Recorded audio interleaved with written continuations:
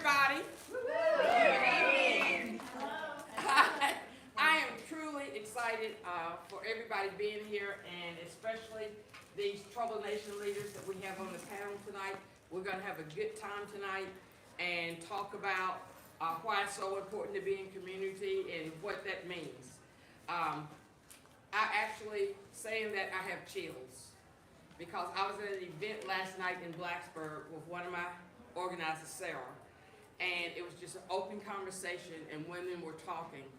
And even though Red, White, and Blue talks about community a lot, it was so different sitting in a room with about 10 or 12 women, just having an open conversation, and it just, that open conversation led to how important community really is.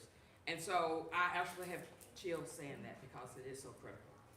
So what we want to do tonight, most of you all know who Red, White, and Blue is, but just for a little background, we are over 600,000 women across the United States. Yes, we have really grown. Yes. And we're on the ground in 5 states. That's Ohio, Michigan, Pennsylvania, North Carolina, and the last state to join was Virginia. And we've been in Virginia on the ground for a little bit over 2 years. I am the program director for the entire state. Our deputy director was in here, but she's busy. She just left the room. She'll be back. And we have 5 organizers on the ground. And we split Virginia up by regions because we want to make certain that everybody participates and is involved. And then, on top of that, we have our TroubleNation teams. And this is where this group of people come in, or where you guys come in. Because I just named off 6 people. 6 people can't get it done. We need everybody. And it says we don't need permission to make change, we just need each other.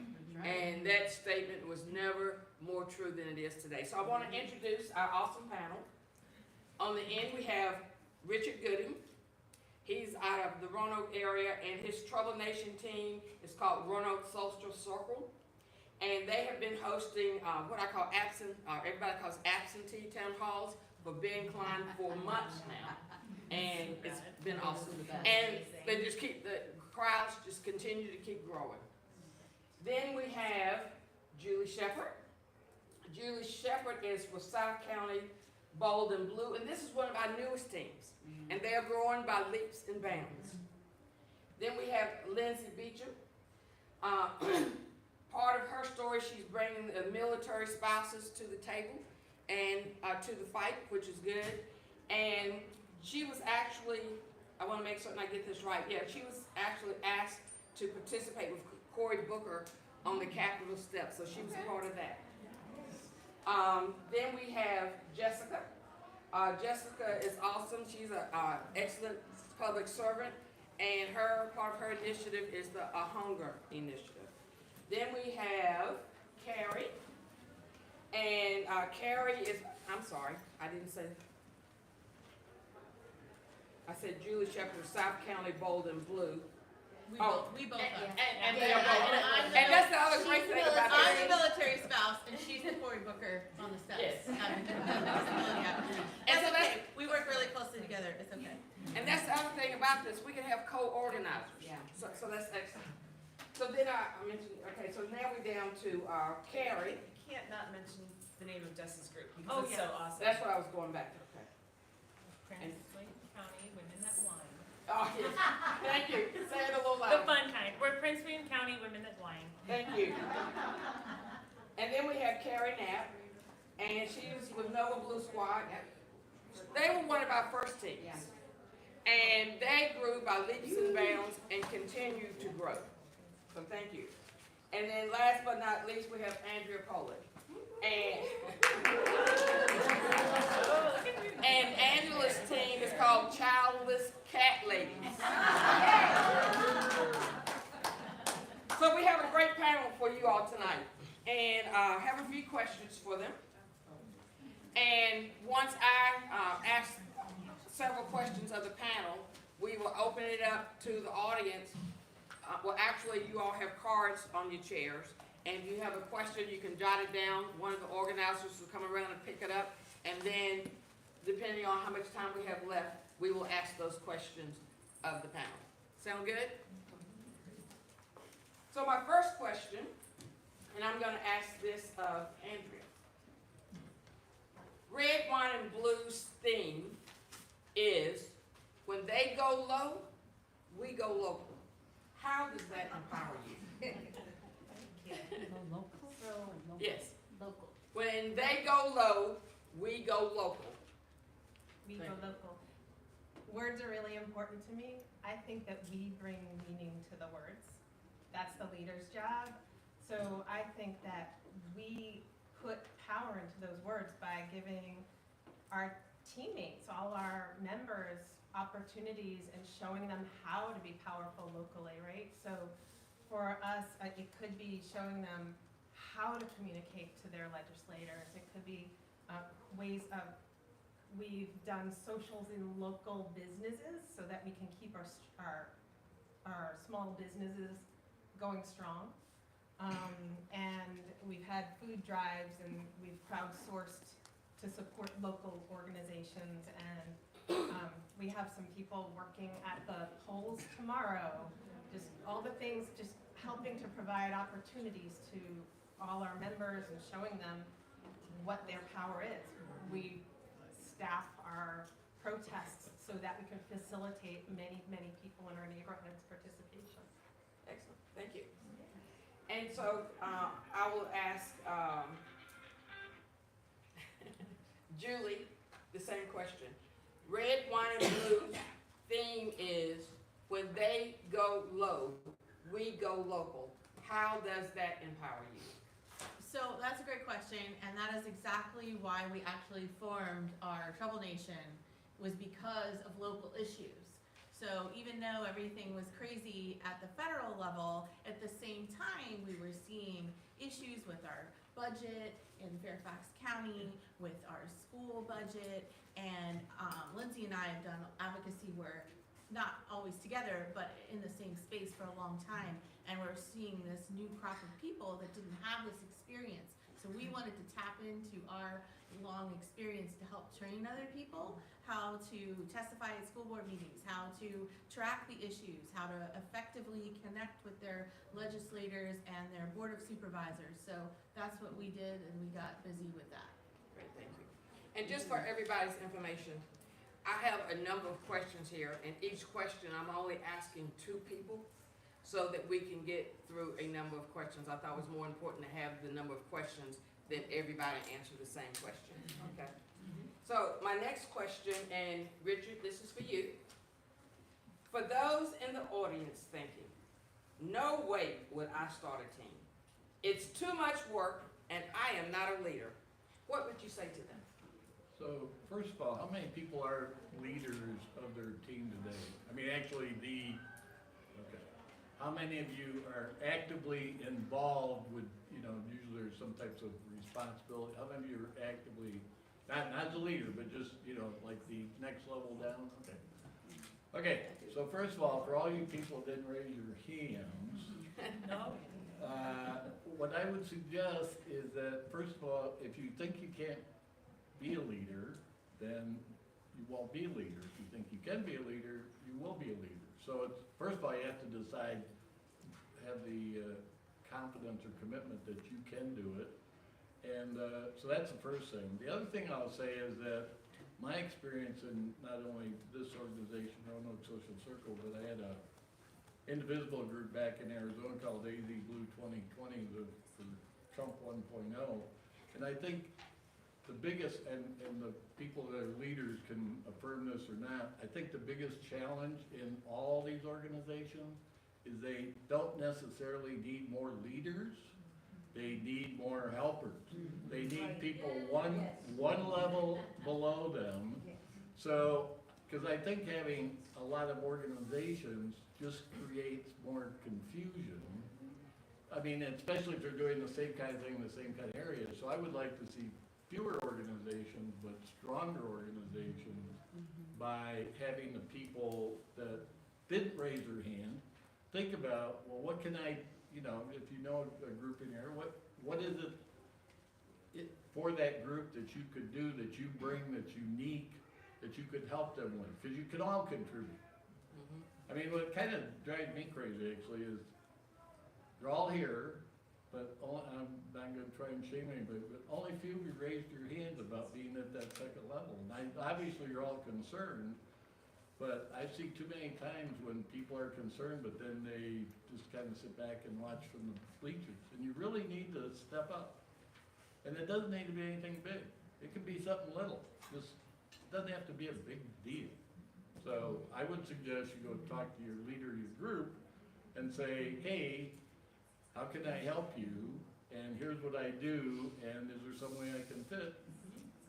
So I think that's the main thing, I would say. And Richard was talking about the groups that we already have. TroubleNation, this portion of Red, Wine, and Blue, we've only been in operation maybe about 15 to 18 months, I think. And I am proud to say that Virginia has the most TroubleNation teams. So we have 70 teams. And toward the end, I want to bring up this map to show you how they are dispersed across the state, because that's critical. And then where we're missing some teams, and like Richard was saying, and if you're in one of the areas where we already have a team, then you can know which team to join. And I just want to say here is, it's critical. One of the things that I believe, and that I was taught, and I truly believe, is if you have a goal and you're not measuring your goal, you're not serious about achieving your goal, right? And so that's what this map helps us do, is help measure where we have the folks and where we need the folks to make certain that we win. So thank you, Richard. And I'm going to ask that same question of Carrie. For those in the audience thinking, no way would I start a team. It's too much work and I am not a leader. What would you say to them?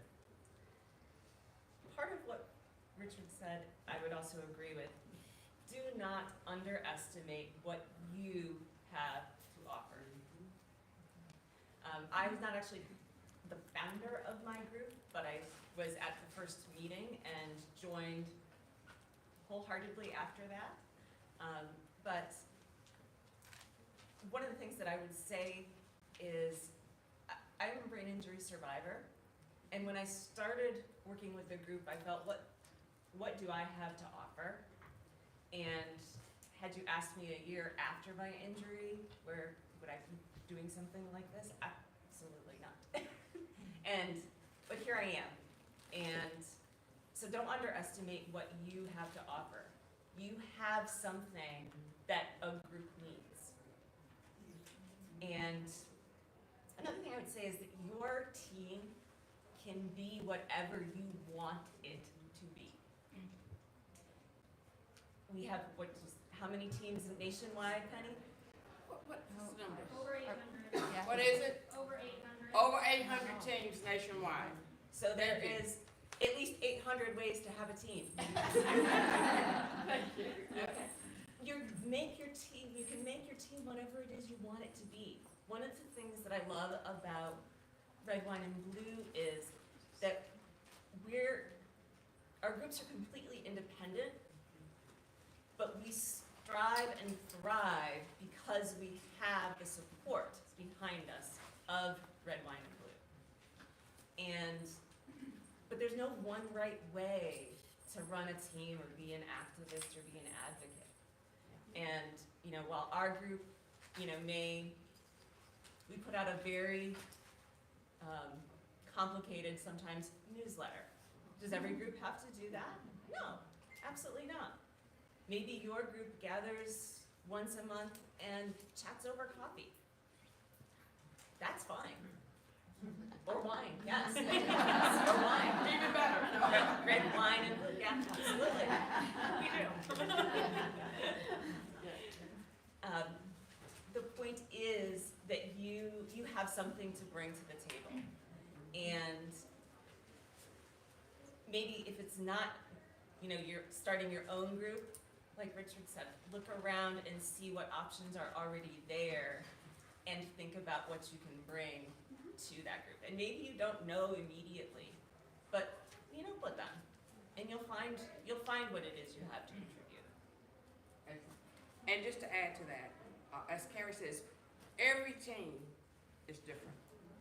And what Red, Wine, and Blue does, we bring the support and help you build your teams. But you get to decide what's important in your particular community and what it is you want to focus on. And the one thing I always tell people about leadership, I always think about the civil rights movement. Right. Because I don't know anybody that doesn't know the name of Martin Luther King, right? Yeah. He didn't wake up one day and say, I'm gonna start a movement, right? It was groundswell, people sitting around the table, having wine, having coffee, having conversations, and a leader will emerge. And women, that's what we do best. And sit around and have conversations. And that's really why it's called Red, Wine, and Blue, because it's about women having conversations with each other over a glass of wine, deciding we need to do something about this. And this is what we need to do. And your teams will build and grow, and we will help you do that. Thanks. Okay, so our next question I'm going to ask. It's one of us. Well, I was going to Who's it gonna be? choose Lindsay. Right? What did you hear about Red, Wine, and Blue and our TroubleNation that made you decide to start the TroubleNation team? I found Red, Wine, and Blue on Instagram. Oh, okay. And I saw some videos and I said, oh, I like their message. And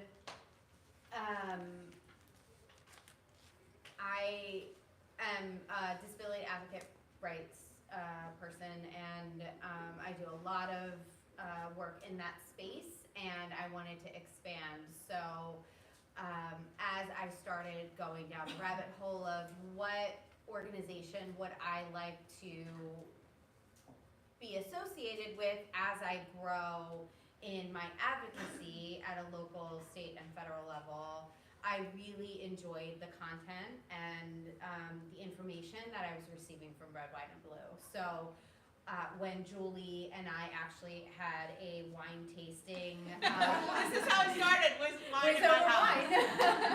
wine. True story. True story. And we held an event for hopefully our future governor, Abigail Spanberger.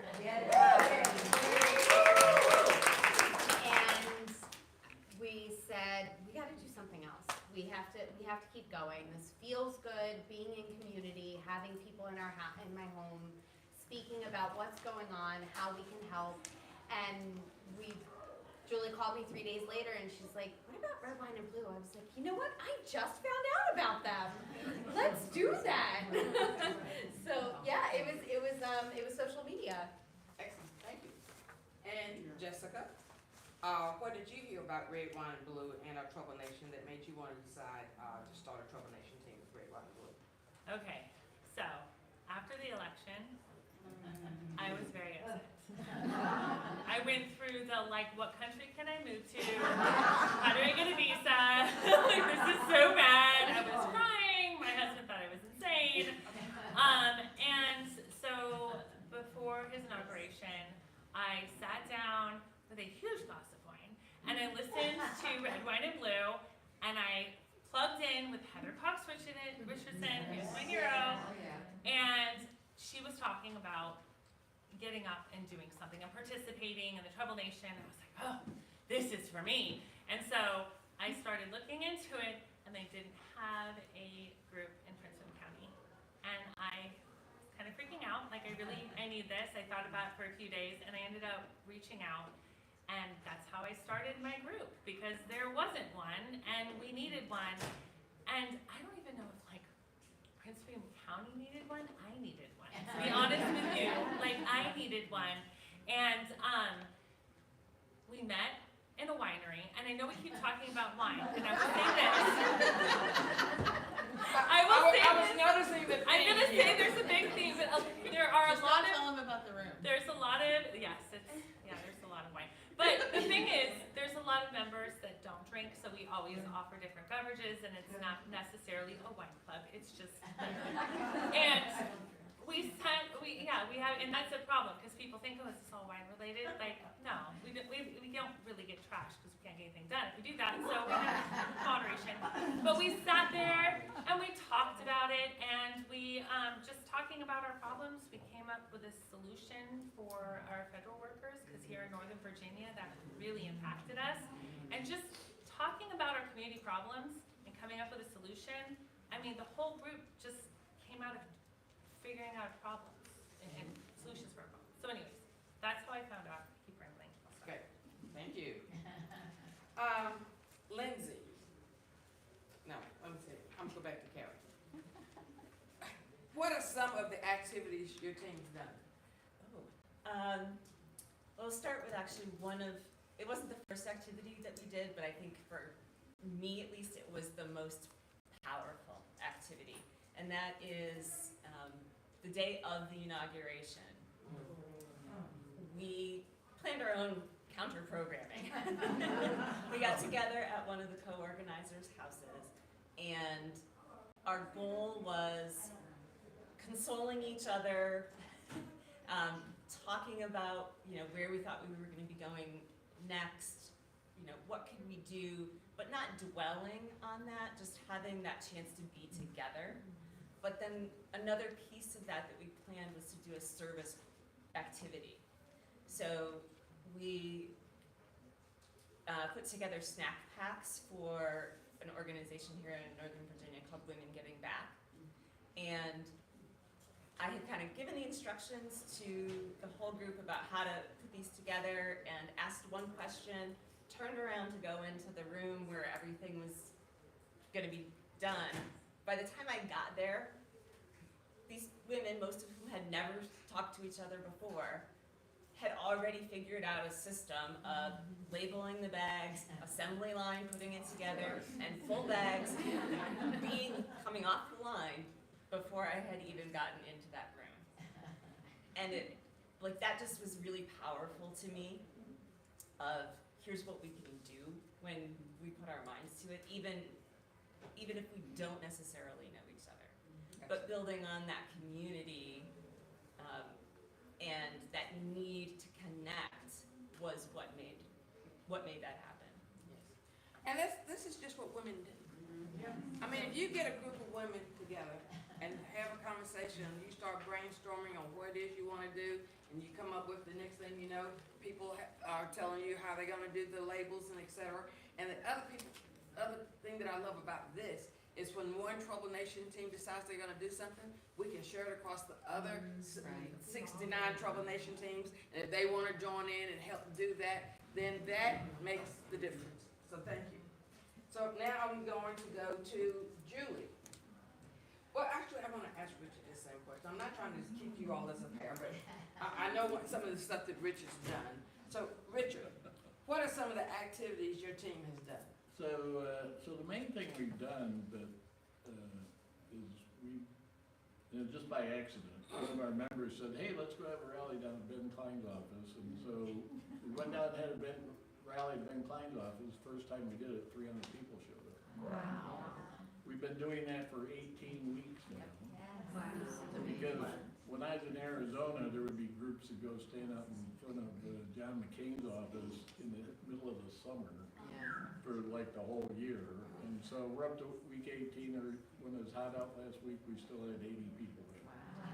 Now, we call those rallies as opposed to protests, because I don't know, to me, the purpose of our group is to form a social network of people, provide social opportunities for people to get together and just get to know one another, make new friends, make new acquaintances. And so out of those rallies, basically we formed a bunch of smaller groups. We have a backgammon group, we have a crafting group, we have a group that they call the Visibility Brigade, which you may have seen that posted. Yeah, we have a group that's doing that now down in Roanoke. And so So what, you know, we're kind of like maybe an aggregator of smaller groups, but, so that's kind of what we've done. We also, did a mock town hall for Ben Klein and Morgan Griffith, which had, I don't know, 140 people at it. At least, yeah, something I like that. attended, that was very good. Yeah, and I created a Ben Klein, you all familiar with AI, ChatGPT? You know what, I created a custom ChatGPT, just put any data in it, and then whatever you ask it will pull from that. Well, I did that with Ben Klein, so I took all the stuff he had said, wrote, whatever, and I created this custom ChatGPT so you can ask a question, what do you think about Trump's big beautiful bill? And it'll tell you exactly what he would say. Now, you might not like the answers, but it will tell you what he would say. So that's what we did, and we created an animation around that, because he didn't show up to town hall, so we had, you know, we'd ask him questions, and then the other part of it was, is that not only would we have it was all set up like a town hall.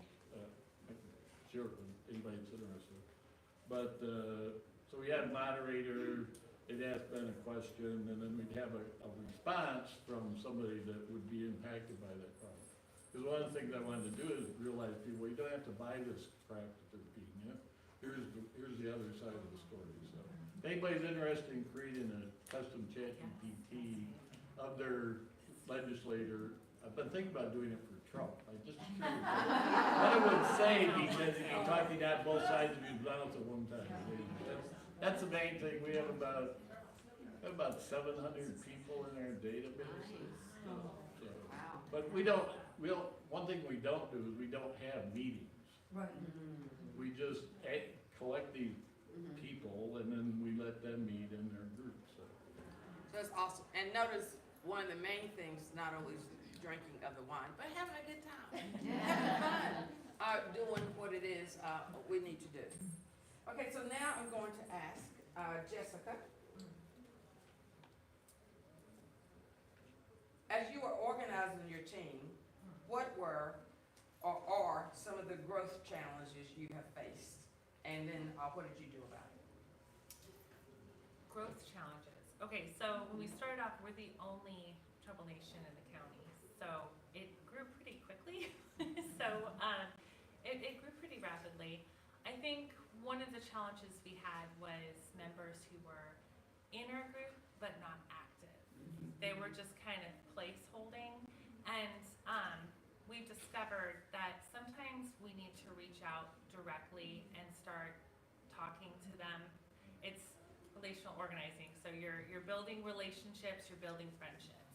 So back to the friendship thing, I didn't know any of the people that are in my group, any of my organizers, any of my members, and now I have like so many more friends, and they're such good friends. We have a lot in common. And so building off of that and just trying to have personal relationships and touching base. If you haven't seen a member, just sending them a text like, hey, what are you up to? And for me, it's not necessarily like we're trying to work on our membership data or things like that. Like we're sincerely reaching out to friends. So I think the biggest thing with your groups is that you're building a network, you have your squad, you have your team, but they're also your good friends.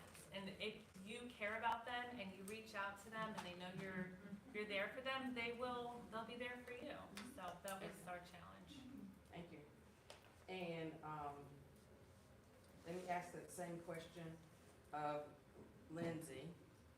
As you were organizing your team, what were or are some of the growth challenges you have faced, and what have you done about them or doing about them? I think for us, it's been finding the folks who want to focus on the local versus the folks who are like, no, I really just want to focus on federal. Because of where we're situated, so close to Fort Belvoir, so close to the Coast Guard, and so many families that have been affected by DOGE. In our first initial meeting, we noticed that there were a lot of people who thought that that focus was going to be strictly federal, and kind of re-educating folks that everything starts local and understanding that, well, that's gonna happen, so how is that gonna affect us when that budget comes down or that budget cut comes down from HHS? And our community living isn't going to come into play with our disability community. What is our county gonna do about it? Around has been, I think, for us in that conversation. The civic education Yes. piece, there's so many people that just don't, they've never really had to pay attention, they haven't felt the need to. Right. And so helping them just at that base level understand how their local government works for them is really a lot of. And budget, like how the actual budget works in the state. And that's one of the reasons with Red, White, and Blue, we talk about when they go low, we go local. Because there are a lot of things going on at the federal level. And we, it's good to protest, write letters, etc. But we have a huge election coming up this year. And it's the people in Richmond and your local government that's going to really make the difference or be able to protect Virginia from a lot of this craziness that's going on. And so that's what Red, White, and Blue is really focused on when we say, when they go low, we go local. Yes, we want to, the protests are good. Yeah. But what really matters is who we put in Richmond and your local school boards and your local counties and your local cities. So thank you all for that. And of course, I told you they were cold. Yeah, and you see how they just jumped in and helped each other, which is cool. And that's one of the best things about the TroubleNation teams, to me again, is you can be in community and conversation with each other. We have a platform that you can be on where you can have conversations with each other. Just like Richard said, anybody that wants to know about this, he can help them out and etc. So it's really connecting everybody up. So thanks. So almost the last question. What's the one thing your team has done that made you feel truly powerful as a community? And Andrea. Okay. So I felt as a community, our group had its most power last month, or I guess earlier this month, when we tabled at Pride. Right at the very beginning, people just started to show up, and a woman she had just entered the area and walked right up to us. She saw our table set up, and one of our decorations was one of my protest signs that was a trans flag, and it said all the rights for all the people. And she walked up and she said, I want you to know how much it means to me that you have that sign here, and that you're a women's group, and that you're including trans people in it, because through history, women's movements, even the movement for suffrage, excluded specific groups, excluded specific types of women. And so it meant a lot for her to just find that she was included. And that was, I was like, yeah, we're not doing this by picking and choosing. All the people, all the rights for all of the people, right? And so it was that, and then just a little different flavor later on that day, when we were getting tired, we had a couple of people come and visit us that were there clearly to spin our wheels, that were not in support of our work, that saw us and decided, one of them wanted to just talk to us a long time just to keep us busy, and the other one was really asking questions to find out, like, are you a threat, And I think, yeah, that was empowering to see that these two ding-dongs, They found you enough of a threat. they saw our power. Yeah, Yes, they yes. saw our power, and I feel like that's a good thing. Excellent, thank you.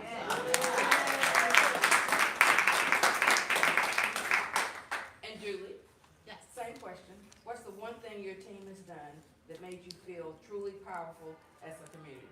Before I answer that, Yes. I want to give a shout out to our other South County Gold and Blue members who are here in the room.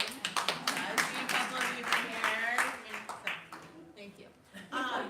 So it's interesting because we've done, like when we first started, it was right before we went downtown and did the protest, right? And that was like our brand new baby group, and at the same time, you know, Lindsay's taking people and they're testifying at the supervisor's meeting, and we're off doing this. But the most recent thing that we did is we partnered with another TroubleNation group, the Mount Vernon group, and we held our own version of the No Kings protest sort of thing. We called it We the People Family Festival, and it was just amazing, and I was really happy to see their growth and help support them. So like geographically, we decided to call ourselves South County because we're covering 3 magisterial districts of Fairfax. And then the Mount Vernon group, they started up the same time, but we don't like look at it like a competition, right? Because we want everyone to have their focus and what they want to do. So they're members of our group, we're members of their group. We each go to each other's meetings. So Marini and I met, and she wanted to do this like thing, and she's like, we don't have enough time. I was like, yes, we do. I'm gonna help you do it. So let's get this going. So we rented a pavilion at Fort Hunt Park, which is a federal park actually. And so they had some of their resist people and things come. But just watching the community come together, we wanted to have an activity where people could bring their families and their children, because not everyone wants to take their kids to protest.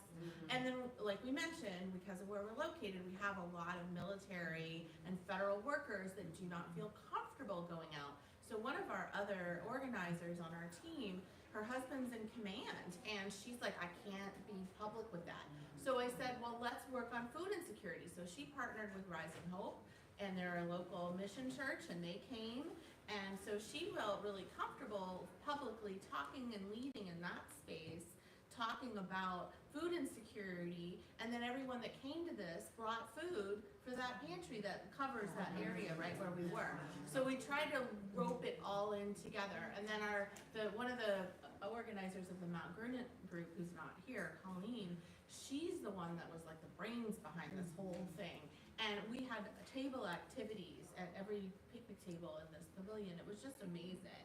Like the energy there. And it was so positive. And then this is a really funny story. So there was an independent candidate who was running against our incumbent delegate who ran by and showed up. And she was like, what is this about? And I was like, oh, have you heard Red, Wine, and Blue? I'm just looking it up. I don't know. And so we chatted, and I knew who she was, of course, but I didn't let on that I knew who she was. And she was like, well, you sound like you're doing exactly like what I was doing in my Moms for Liberty chapter.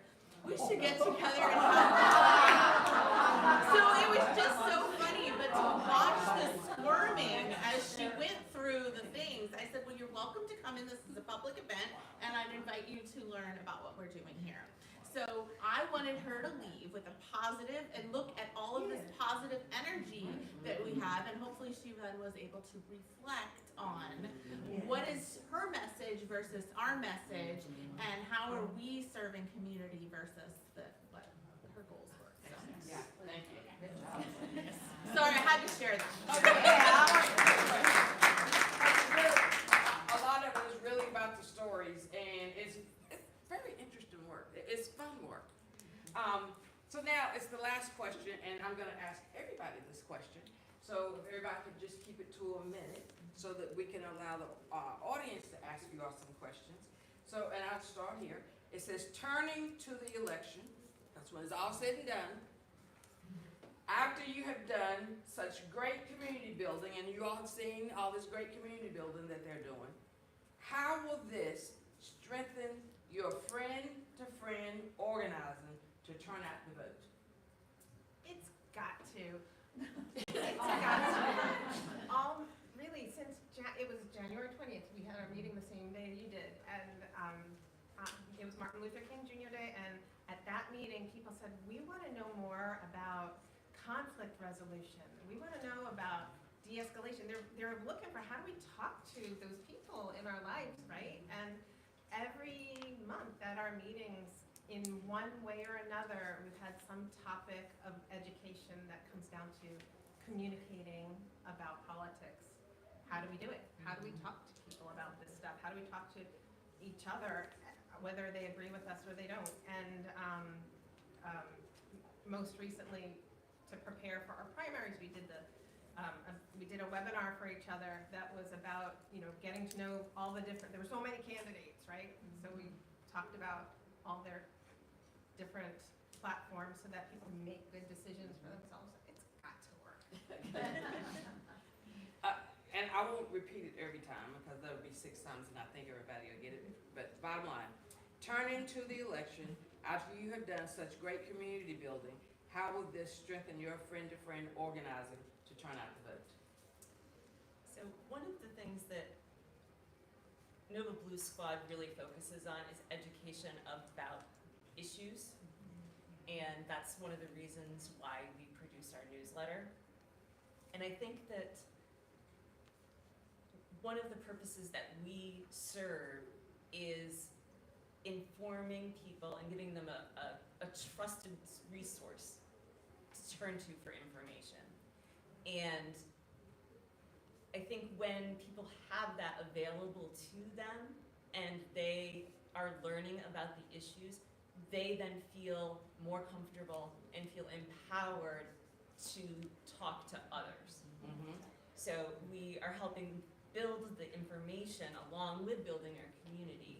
We're putting that information out there so that those individuals then feel like they've got background to support what they believe in and the power to share that information with others. Thank you.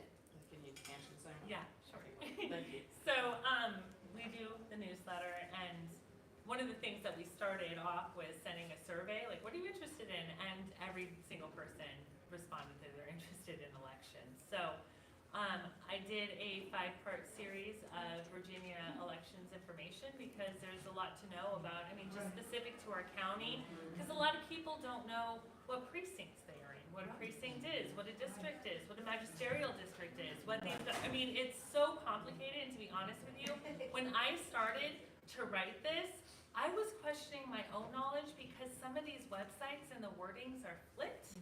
And so, educating, starting off, like, what is going on with the elections? Off-year elections in Virginia, by the way, Civil War mishap where they skipped the election and they never fixed it because it works in the favor of the Republicans because Democrats do not vote as much in off-year elections. And that's the truth. And they kept trying to put it back in place, right?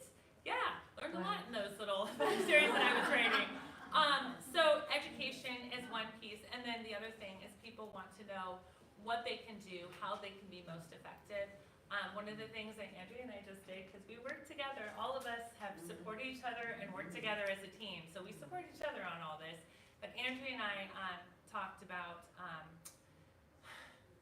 the best way to communicate to people that you're having difficult relationships with and how to make progress in those communications and talking points. So that's something that I will continue doing with Andrea and really getting out that educational piece and how to have effective communications because that is difficult and a lot of us don't know that.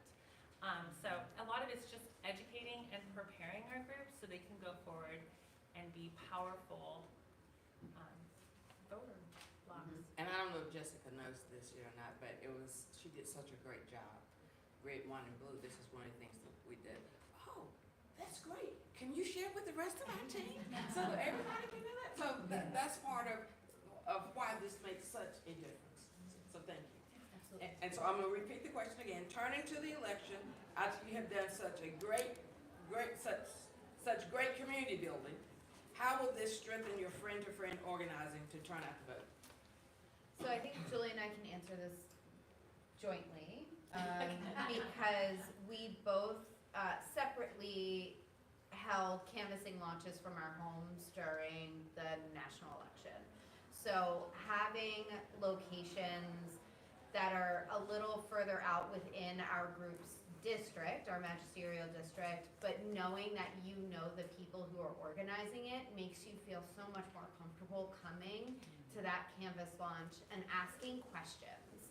Because if you're not buddied up, it can be very intimidating if you're not a people person to knock on someone's door and with them. So offering that support, say, no, let's do some practice rounds.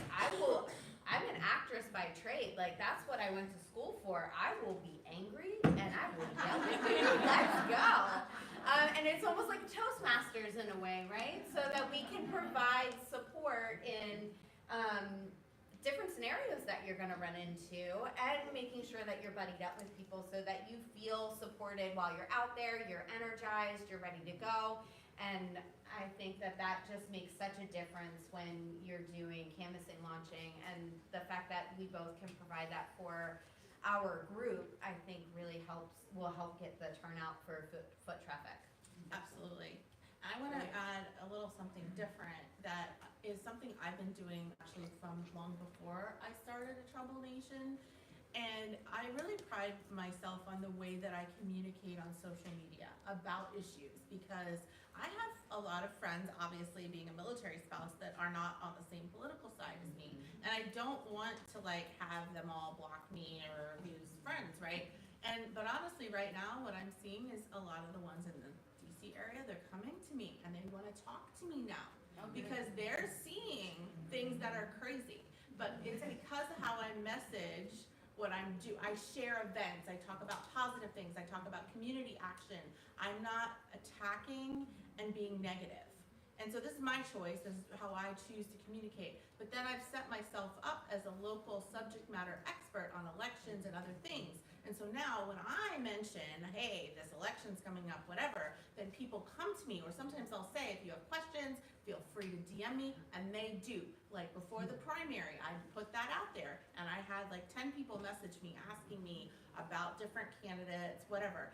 So you don't necessarily realize the power that you have in your friend group. So, and if that's not your comfort zone, then that's fine. But my Facebook page is private, it's only friends. I don't have it go public after COVID and people go after me. I had to shut that down. Kathy knows what I'm talking about. So anyway, I just really appreciate being able to use social media in a positive manner, in addition to the other canvassing stuff. And last but not least, So how many of you canvassed in here? Raise your hand. Okay, a lot of canvassers. So do you enjoy canvassing? Is it like a fun thing to do? Okay. When I go with the buddy, yeah. So what we did in Arizona and what I'm doing with Roanoke Social Circle is we believe in the neighborhood model, which is basically you talking to your neighbors, not canvassing strangers, and not really canvassing your neighbors, but getting to meet your like-minded neighbors. So we have a program called Neighbor to Neighbor program, and we're working with the Democratic Party on this, but I like this new software, it might not need anyways. But we work with the Democratic Party, and everybody that's in our group, we get them a list of their 20 Democratic neighbors. And we have training sessions, because some people aren't comfortable at all with any canvassing. So we give them some training on how to do that. So I would encourage all of you, the next time you go canvassing, ask your organizer, whether it's a party or a campaign, hey, can I have a list of my 20 Democratic neighbors? Because that's how you're gonna build community. I love the idea of, like, red, wine, blue is, get your friends and neighbors to vote. I want you to get more friends. Get more friends. I mean, just, if everybody in this room and everybody in this meeting got all 20 of their neighbors to vote in the election 25, 26, we'll win the election. It's all about turnout. that's right. It's all about it. So I want to share this. This is our map, this state of Virginia. And these pink dots are TroubleNation teams. There's 70 of these pink dots on here. And we'll have this all weekend. And you can take a look at it to see where possibly you could join a team, or maybe you and another lady or gentleman need to sit down and have a couple glasses of wine, have some conversations about what needs to go on in your community, and contact your red, wine, and blue organizer, because we have an organizer representing every region in Virginia. Now these blue dots are where people have signed up to say, I saw how many people raised their hand that like canvassing, not too many. But we like talking to our friends. And guess what? You people trust their friends more than someone knocking on their door that they don't know. So these blue dots are where people are signed up to say, I am going to call my friends and share with my friends different information. And red, white, and blue will provide you that information. Red, white, and blue will provide you how to talk to your friends, what to say to your friends, so that we can go out and win this election. Woo! Let's do it! So a couple of things. I mentioned that we have 600,000 women across the United States and et cetera, and that we are on the ground in 5 states. Well, the thing about red, white, and blue is not only are we on the ground in 5 states, we have these other amazing teams that help us provide the information to these states. Like we have a comms and media team who's here with us tonight. Yay! And they have a room set up, and it's called Red, Wine, and Blue Storytelling, and it's in the, is it Caribbean? The Caribbean room. It's the last room down the hall to the left. Yeah. And it's where you can come in and share stories. Because it's really about stories and what you're going. I'm going to tell you guys the truth. I have been involved in politics all my life. But this is the first time in my life that I cried after the election. Right. So we all have stories. That's the other thing I didn't realize too.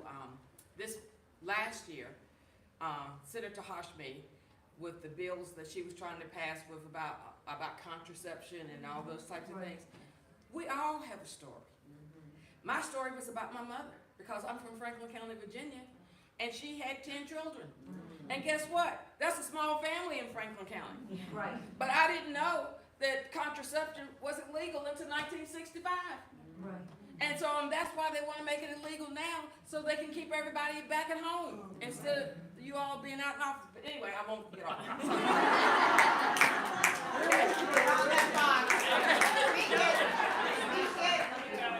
And so tomorrow, first of all, we have a table. Come by our table. And tomorrow we have 2 breakout sessions. It's the same material. But we are going to share with you guys, because we have a data team. We have compiled the data, working with other people in Virginia, of how many votes took place across the state, in what specific House districts, with the data of who we talked to, which House districts we're trying to win now, and how many people we need to talk to where in order to ensure that we win the larger majority in the House and win our state races. So you all need to come by and see us so that we can share that. And for all that are interested tonight, before you leave, I think you guys have signed up. And if you want to be a part of a TroubleNation team and et cetera, we'll see where you are and make certain you get connected to the right folks. So that's it. How much time do we have left? Do we have it? We got 5 minutes. Lindsay's running AV. Okay, go I'm ahead. running AV for the conference, so. Thank you. Bye. Bye. So where are the question cards? Where's Laura? She said, did anybody collect the question cards? Can I just Yes. shout out my question? Sure. Is there a ideal size, or at what point does a group get like too large and needs to split up, or like anything like that? I think it's up to the person. But in my opinion, this is Penny Blue's opinion, in most organizations, there are a certain number of people that work.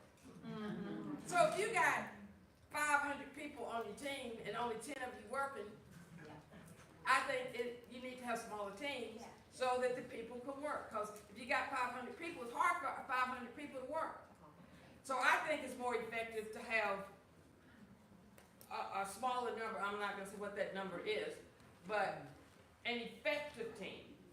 And when your team stops becoming totally effective, then it might be time to say, okay, let's have a different team. And it's not that we're angry or that, et cetera, but we can be more effective, because when it's all said and done, it's not about competition, it's about the election in November.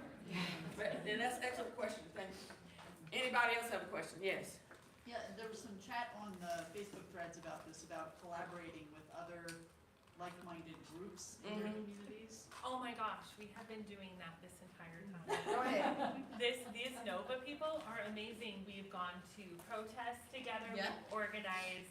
I've had so much help from these two ladies to get these bags together for federal workers. We're constantly on the phone supporting each other. Like, lean in hard to your fellow groups. Well, I was thinking actually non-red, wine, and blue groups. Yes, yes, Right? So coalition. Indivisible groups Yeah, and yeah. others. And who's doing that and Well, even red, white, and blue. For instance, I'm part of the Virginia C4 table, and which is the progressive organization. And it's about 20, 30 groups in that organization. So when I say we have data, it's not just data that red, white, and blue is collected, it's data that the C4 team's collected, and we work together. And just like with Network Nova. So can I add on to this? So when I formed my group, I've been involved in local politics since 2019. So I had a pretty large network. So what I did with the other people that are doing work, I said, I'm starting this group. I want you to come. I don't want you to do anything you're not already doing. I just want you to talk to my people, the new people, about what else is in the community. And so they're like, oh, great. So people like Kathy, who serves on our boundaries committee for Fairfax County. We had the teachers unions come. We had the FCPS Pride people come. So all of these people that I knew I brought in and like just gave them a platform to talk to other people. So I didn't want to recreate any wheels. So that's sort of how I got this like impetus, to get off the ground quickly. And let me add this, even with red, white, and blue, like we have organizers locally. Yeah, with red, white, and blue, our focus is women, but everybody's got a lane. But in order to win, I gotta work with the people that are in rural ground game. I gotta work with Network Nova. I gotta work with Indivisible. So Yep. that's We gotta win We this partner. together. That's right. Exactly. We have to win this together. We cannot say these separate little groups, and every single group that I talk to, every organization is in the same place. That we have to join forces and work together. yes. And it was somebody on that road. Yes. Yeah, I had a question. We're based on the eastern shore of Virginia. I see that we don't have a red, white, and blue there on your map. We're an activist committee. I would say we have maybe 15 people, and we put on rallies. Melody's the head of our committee. Our rallies on the eastern shore, we've had 300 to 500 people. And we recent Melody today, one of her opinion pieces was published in the local Eastern Shore newspaper. She's like, "You're killing me." Here's my question. My question is that we are under the Northampton Democratic Committee. So we're on everyone's Facebook lists and things like that, but we're working under that group, and we are part of that group. What is the difference between your group and the Democratic Committee for the Regional Democratic Committee? Penny, can I help you with this? Yeah. Penny, can I help you with this?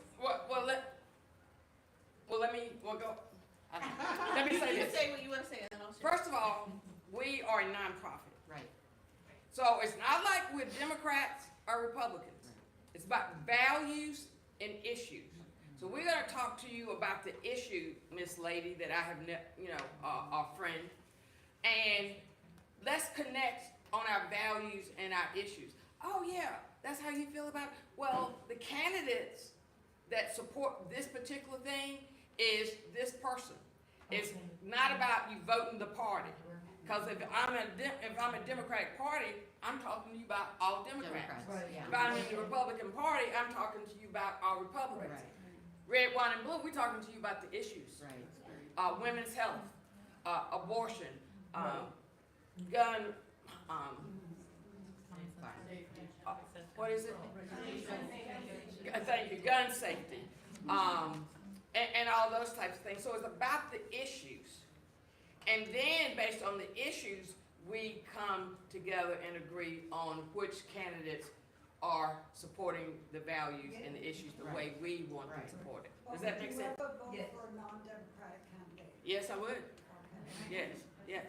Having a TroubleNation group is just more inclusive, because a lot of people don't necessarily want to join their Democratic. That's right. But they'll find their like-minded people who believe what they believe, and it gets more people voting the way we want them to Right. vote.